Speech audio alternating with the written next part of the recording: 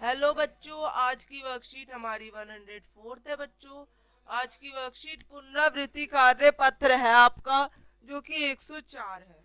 सामाजिक विज्ञान का जलवायु से रिलेटेड है। तो आइए इसको स्टार्ट करते हैं। तो किसी भी क्षेत्र का वायु दाब और पवन तंत्र उस स्थान के अक्षांश और ऊंचाई पर निर्भर करती है।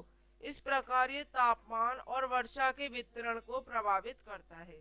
तो समुद्र जलवायु पर एक समकारी प्रभाव इससे पड़ता है।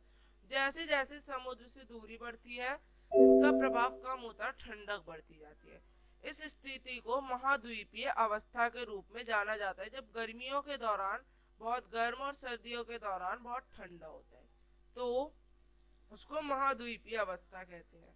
पहला क्वेश्चन, तापमान और वर्षा के पैटर्न अलग अलग क्यों है? किसी भी क्षेत्र का दबाव और पवन प्रणाली उस स्थान के अक्षांश और ऊंचाई पर निर्भर करती है। इस प्रकार ये तापमान और वर्षा पैटर्न को भी प्रभावित करते हैं। समुद्र किस प्रकार जलवायु पर सामान्य प्रभाव डालता है? तो जब समुद्र जलवायु पर प्रभाव डालता है, तो जैसे समुद्र से दूरी बढ़ती है, वैसे ही इसका प्रभाव कम होता है। महाद्वीपीयता मैंने बताया था, इसकी आप लोग डेफिनेशन लिख लेंगे बच्चों। अब बढ़ते हैं फोर्थ क्वेश्चन की तरफ।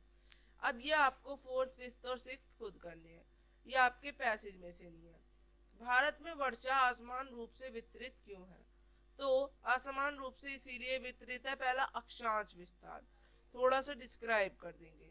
दूसरा राहत और स्थलाकृति, पहाड़ों और पहाड़ियों के हवा वाले हिस्सों में लीवर्ड साइड की वजह से।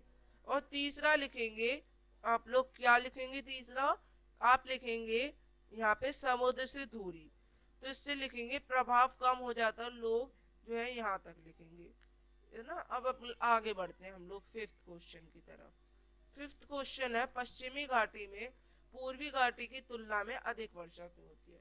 तो पश्चिमी घाटी का पूर्वी क्षेत्र वर्षा छाया क्षेत्र में स्थित है।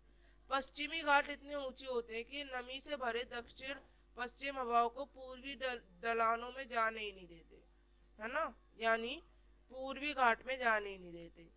इसी वजह से यहीं पे बारिश हो जाती है हमेशा, और ये हिस्सा गीला रहता है, और वहां पे ये जा ही नहीं पाते, और जाते भी हैं तो सूखे होते हैं, है ना।